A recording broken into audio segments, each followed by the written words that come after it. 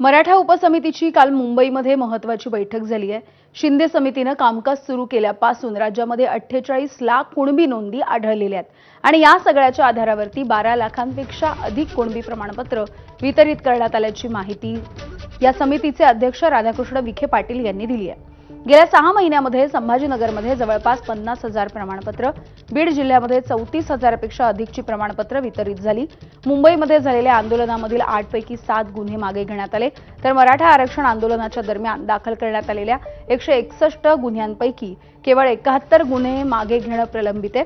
मराठा आरक्षण आणि हैदराबाद गॅजेटियरची अंमलबजावणी करणाऱ्या शासन निर्णयाच्या विरुद्ध याचिकांचा आढावा घेतला जातो आहे।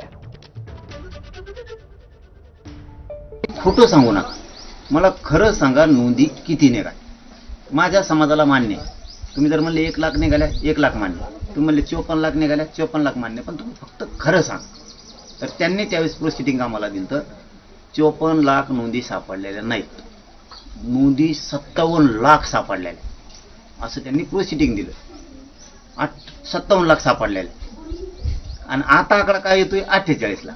म्हणजे याचा अर्थ असा होतो, मंत्रिमंडळाच्या उपसमितीला विखे पाटील साहेबाला आणि मंत्रिमंडळात त्यांचे जेवढे सदस्य आहेत मंत्री म्हणून, त्यांना खालचे अधिकारी कन्फ्यूज करायला लागले।